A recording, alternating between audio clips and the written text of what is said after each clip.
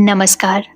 स्वागत है आप सबका हमारे चैनल एपिक्स नॉलेज वर्ल्ड में। रोचक, लाभप्रद और मनोरंजक जानकारियों को हम आपसे इस चैनल के जरिए शेयर करते हैं। आज हम आपको बताएंगे ज्योतिष में प्रचलित नवग्रहों को समर्पित नवरत्नों के बारे में। वैसे तो भारतीय मान्यताओं में 84 रत्नों का जिक्र है, लेकिन सबसे ज्यादा प्रभावशाली रत्नों की संख्या 9 बताई गई है। इस वीडियो को देखकर आप आसानी से समझ पाएंगे कि आखिर आप अपने ग्रहों के अनुसार कौन सा रत्न धारण कर सकते हैं। तो चलिए सबसे पहले हम बात करते हैं माणिक्य की।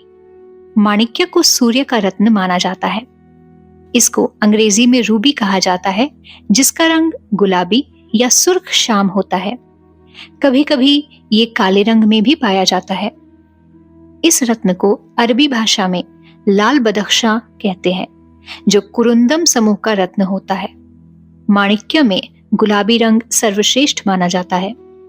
दूसरे स्थान पर हम बात करेंगे रत्न पन्ना की। आमतौर पर इस रत्न को बुध ग्रह का रत्न माना जाता है। पन्ना को अंग्रेजी में एमरल्ड कहते हैं, जो कई रंगों में पाया जाता है। ये आमतौर पर हरे रंग का होता है, लेकिन कुछ पन्ना सफेद, लोचदार या फिर नीम की पत्ती जैसे पारदर्शक पत्थर भी होता है। पन्ना काफी नरम और कीमत के हिसाब से मूल्यवान रत्नों में शुमार है। इसके रंग, रूप, चमक, वजन और पारदर्शिता के मुताबिक कीमत तय होती है। वैसे हरे रंग का पन्ना सबसे अधिक बेहतर माना जाता है। जहां तक बात की जाए हीरे की, यह धन संपदा के लिए जिम्मेवार शुक्र ग्रह का रत्न है। जैसा कि आप जानते ही हैं कि इस रत्न को अंग्रेजी में डायमंड कहते हैं। ये बहुत ही चमकदार और अत्यंत कठोर रत्नों में शुमार है, जो कई रंगों में पाया जाता है। मसलन सफेद, पीला, गुलाबी, नीला, लाल और काला। हीरा को सारे रत्नों में सर्वश्रेष्ठ माना जाता है। इसकी कीमत के बारे में तो आप जानते ही होंगे। बेशकीमती धातुओं में हीरा सबसे ऊपर है। सफेद हीरा को शुक्र ग्रह के लिए सबसे प्रभावकारी माना जाता है। अब बात करते हैं नीलम की। नीलम को शनि ग्रह से जोड़कर देखा जाता है। नीलम को अंग्रेजी में सफायर कहते हैं। सामान्य तौर पर नीलम हल्के और गहरे नीले रंग का होता है और कहा जाता है कि मोर के गर्दन जैसे रंग का नीलम सर्वश्रेष्ठ होता है। नीलम चमकदार, पारदर्शी और लोचदार रत्न है। नीलम को भी कुरुंदम समूह का रत्न माना जाता है। नवरत्नों में अगला नंबर है मोती। अंग्रेजी में पर्ल कहे जाने वाले ये रत्न सफेद, काला, आसमानी, पीला और लाल रंगों में पाया जाता है। मोती एक बहुमूल्य रत्न है, जो समुद्र की सीपी से निकाला जाता है। मोती को उर्दू में मरवारीद भी कहते हैं और संस्कृत में ये मुक्ता के नाम से जाना जाता है। चलिए आप जान लेते हैं लहसुनिया रत्न के बारे में।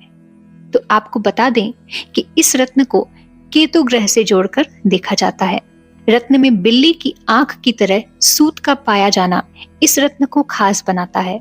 इस रत्न में पीलापन, स्याही या सफेद रंग की झाई भी होती है। लहसुनिया रत्न को ज्योतिष में बेदूर्य भी कहा जाता है। नवरत्नों में अगला रत्न है मूंगा। मूंगा ग्रह को मंगल ग्रह का रत्न माना जाता है। मूंगा को अंग्रेजी में कोरल कहा जाता है, जो आमतौर पर सिंदूरी लाल रंग का होता है। इसके अलावा गुलाबी, सफेद और कृष्ण वर्ण में भी मूंगा पाए जाते हैं। मूंगा मूलतः समुद्री जड़ है, जो समुद्री जीवों के कठोर कंकाल से निर्मित होता है। मूंगा को संस्कृत में विद्रुम और फारसी में मर्जा कहा जाता है। रत्नों में अब हम बात कर रहे हैं गोमेद की। गोमेद को राहु ग्रह का रत्न कहा जाता है। अंग्रेजी में इस रत्न को जिरकॉन कहते हैं, जो सामान्यतः लाल धुएं के रंग का होता है। इसके अलावा रक्तश्याम और पीत वर्ण का गोमेद भी पाया जाता है। गोमेद रत्न भी पारदर्शी होता है, जिसे संस्कृत में गोमेदक कहा जाता है। रक्तश्याम वर्ण का गोमेद सबसे ज्यादा कारगर माना जाता है। और अब बात करते हैं नवरत्नों में आखिरी रत्न पुखराज की। पुखराज को ज्योतिष में बृहस्पति ग्रह के साथ जोड़कर देखा जाता है। पुखराज एक मूल्यवान पत्थर होता है, जिसे रत्नों का राजा कहा जाता है। यह आमतौर पर पीला, सफेद और नीले रंग का होता है। इस रत्न को एल्यूमिनियम फ्लोरीन और सिलिकेट का मिश्रण माना जाता है, जिसे संस्कृत में पुष्पराग कहते हैं।